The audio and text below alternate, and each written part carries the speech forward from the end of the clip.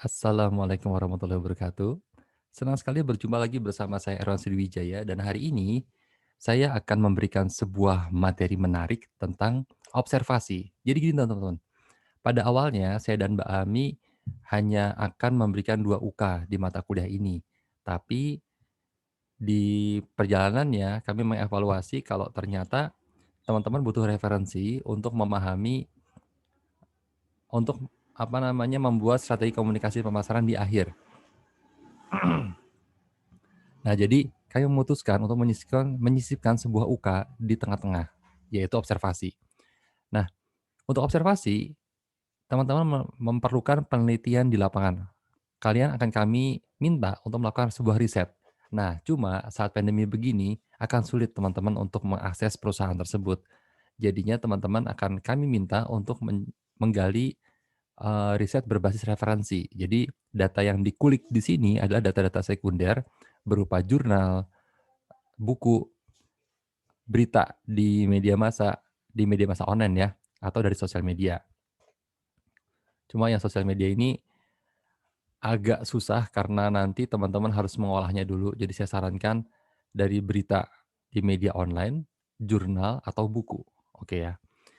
Nah, terus bagaimana atau apa sih, kenapa sih kita harus melakukan ini? Ini yang pertama. Tujuan studi lapangan. Yang pertama memperluas jejaring. Jadi di sini jejaringnya jejaring online ya, jadi teman-teman memperluas jejaring wawasan lah kalau di sini. Terus yang kedua, merasakan pengalaman studi lapangan, menggali data-data referensi, data-data sekunder, kemudian berinteraksi dengan praktisi, wah kalau ini nggak ada ya kalau online ya. Membandingkan konsep yang didapat di perkuliahan dengan praktik di lapangan. Jadi, ayo teman-teman akan melihat realitanya, walaupun secara data sekunder gitu ya, realita di lapangan, pengelolaan sebuah brand itu seperti apa, teman-teman akan melihatnya. Kemudian meningkatkan kemampuan berpikir kritis, analitis, dan juga strategis. Nah, ini panduan pengumpulan datanya. Yang pertama, tentukan objek yang diteliti. Nah, ini alhamdulillah teman-teman sudah menentukan klien yang akan kalian handle. Jadi kemarin di kelasku sudah ada yang sharing akan handle Starbucks, Gojek, macam-macam lah. Nah, ini kalian fokus di klien tersebut. Yang kedua, lakukan kontak pendahuluan, ini nggak usah karena ini syarat yang dilakukan jika kalian akan bertemu langsung. Persiapan kelengkapan wawancara, kalau di sini lebih ke laptop, kemudian internet yang memadai ya, jadi teman-teman bisa browsing data dengan mudah. Kemudian di sini lakukan pengamatan di lapangan, wawancaranya kan enggak tuh pengamatan di lapangan, cara terekam data. Jadi kalian silakan observasi secara digital di media online. Silakan buka Google-nya, langsung googling di sana. Kalau mau jurnal, saya sarankan buka Google Scholar ya. Google Cendekia kalau bahasa Indonesianya. Ketika Google Cendekia, isinya semua jurnal di situ. Dan masukkan langsung kata kuncinya sih, misalnya kalian tadi handle Starbucks gitu ya. Strategi komunikasi pemasaran Starbucks. Nah, coba cari. Analisis data, reduksi data, kurangi data-data yang nggak perlu. Nah, nanti di sini setelah ini saya akan menjelaskan data apa aja sih yang kalian butuhkan. Nanti ada 18 poin yang akan kalian gali. Nah, selain 18 poin itu buang. Nah, target studi lapangannya teman-teman sudah punya klien, pakai klien kalian ya. Nah, ini yang pertama. Sorry. Ini adalah poin-poin besar yang harus kalian gali dalam observasi. Yang pertama, profil bisnis.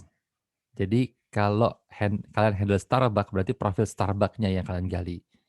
Yang kedua, profil komunikasi pemasaran.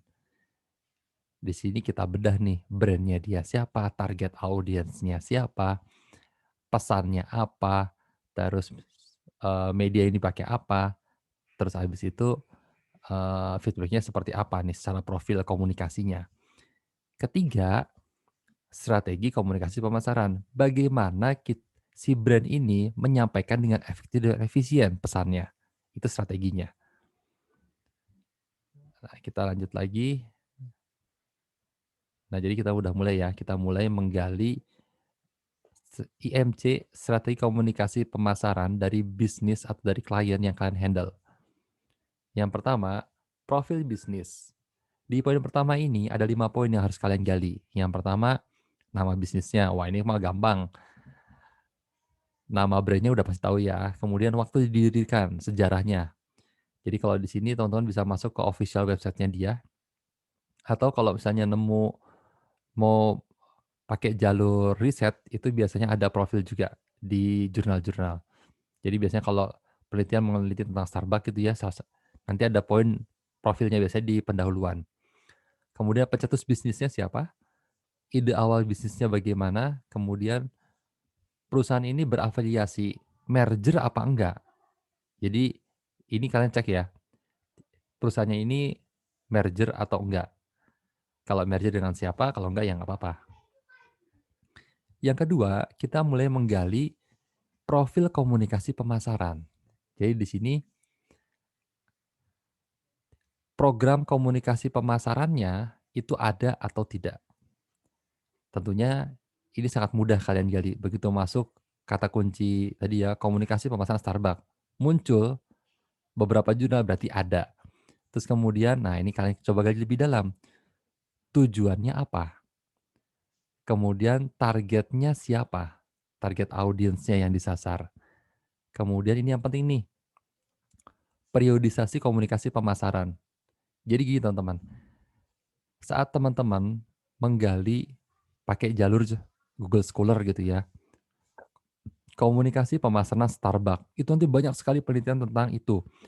Nah, ada penelitian dilakukan tahun 2012, kayak penelitianku dulu pernah aku meneliti Starbucks di tahun 2007. Tapi setelah itu banyak lagi, sebelumku juga banyak lagi penelitian tentang Starbucks. Nah, kalian tentukan satu aja, satu periode penelitian. Misalnya nih, teman-teman mau fokus yang paling dekat tahun 2020 lah. Kalau 2021 masih dikit ya. Tahun 2020, udah fokus di situ aja. Nanti di Google Scholar itu ada periode pencariannya, kalian masukin 2020. Nah, ini juga hati-hati nih. Ada penelitian-penelitian yang dipublish 2020 padahal dia ngambil datanya 2019 atau 18. Nah, ini yang perlu disamakan adalah kalian harus cross check juga nih. Pastikan datanya itu diambil di periode yang sama. Soalnya kalau periodenya beda, kasusnya udah beda, kondisi lingkungannya beda. Logikanya gini teman-teman. Misalnya nih, teman-teman ambil 2020 gitu ya. Ternyata ada penelitian diambil tahun 2019, ada tahun 2017.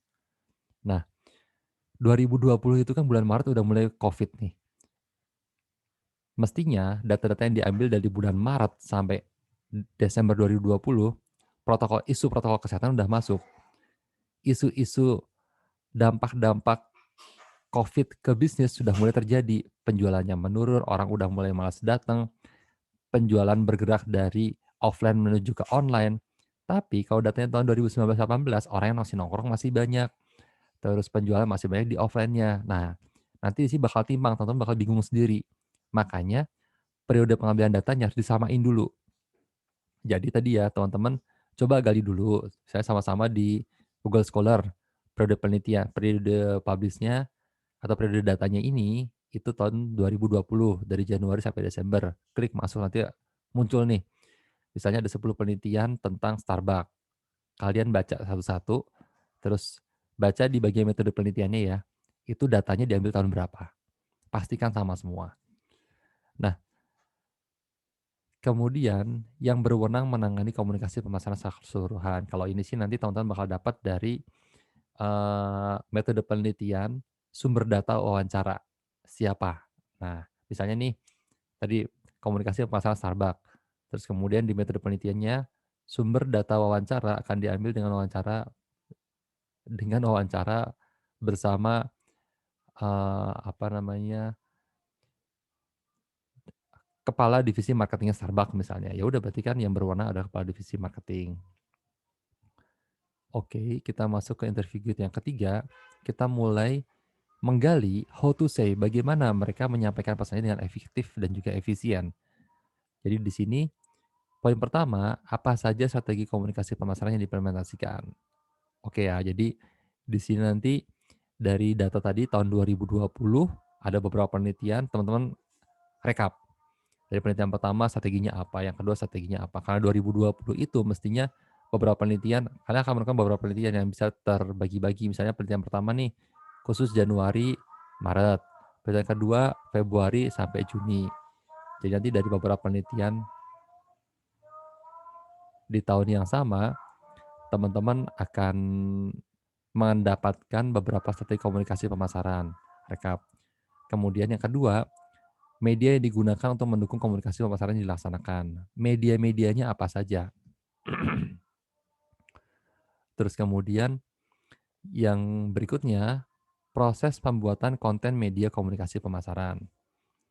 Terus kemudian yang keempat dan kelima, faktor pendukung dan penghambat. Terus yang keenam, ada strategi komunikasi pemasaran yang diunggulkan. Jadi dari sini coba teman-teman bandingkan mana yang dampaknya paling besar. Biasanya di penelitian itu ada nih, komunikasi pemasaran yang pertama biasanya di latar belakang tuh akan ya di latar belakang masalah akan muncul. Jadi misalnya, oh Starbucks baru buka, baru nih di Yogyakarta misalnya. Terus dalam waktu 4 bulan penjualannya meningkat sampai 20.000 cup per hari dari nol, cuma 4 bulan doang. Ini kan berarti progresnya gede ya. Nah, nanti coba teman-teman bandingkan beberapa jurnal tadi, mana yang dampaknya paling besar, itu dijadikan strategi komunikasi pemasaran yang diunggulkan. Terus kemudian sumber dana pelaksanaan dan strategi komunikasi pemasaran. Sumber dana itu yang digali bukan, dananya berasal dari siapa, tapi bagaimana strategi, penentuan dananya. Jadi kalau nanti teman-teman silahkan cek video saya sebelumnya ya, ada 4 cara mendapatkan dana dari sumber dari ada 4 cara mendapatkan dana untuk komunikasi pemasaran. Nah, pilih salah satunya yang mana. Jadi teman-teman coba baca jurnalnya, terus kemudian kalian simpulkan, "Oh ternyata Starbucks itu dari sini loh dapat sumber dananya." Terus kemudian evaluasi strategi komunikasi pemasaran. Kalau ini teman-teman akan bisa mendapatkan dari kalau di jurnal itu di discussion. Biasanya di discussion di situ jurnal ini akan membahas strategi komunikasi pemasarannya di-compare sama konsep atau teori yang mereka tentukan. Nanti di conclusion itu ada hasilnya. Jadi teman-teman bisa baca dari bagian discussion sampai ke conclusion ya. Soalnya kalau baca conclusion doang kadang-kadang bingung, kok bisa gini sih? Emang patokannya apa kok mereka bisa menentukan ini efektif atau tidak? Nah, di discussion itu biasanya dia punya indikator berupa teori atau konsep. Dia akan bandingkan, strateginya Starbucks dengan teori atau konsep yang ada. Makanya dia bisa si periset bisa menentukan, oh ini efektif atau tidak. Oke teman-teman, jadi ada 18 poin ya yang harus kalian gali. Silakan nanti dicoba. Kayaknya ini masih minggu ini ke-6, ke-7, ke-8. Nah, cuma ada baiknya teman-teman dari sekarang sudah mulai nggarap ini karena, untuk browsing itu kayaknya menyenangkan, tapi butuh waktu. Aku biasanya kalau browsing buat penelitian itu kadang-kadang seharian di depan komputer dari jam 6, nggak seharian juga ya, jam 6 sampai jam 1 siang gitu ya, itu nggak kerasa. Jadi, silakan teman-teman gali, bisa pakai jalur, apa namanya, Google Scholar, jurnal, atau pakai Google juga bisa, nanti ketemunya data-data berita, atau, bisa juga dari Google Scholar nanti akan bisa masuk ke buku. Oke, sekian saja video dari saya, kita lanjut lagi di video selanjutnya. Thank you banget, wassalamualaikum warahmatullahi wabarakatuh.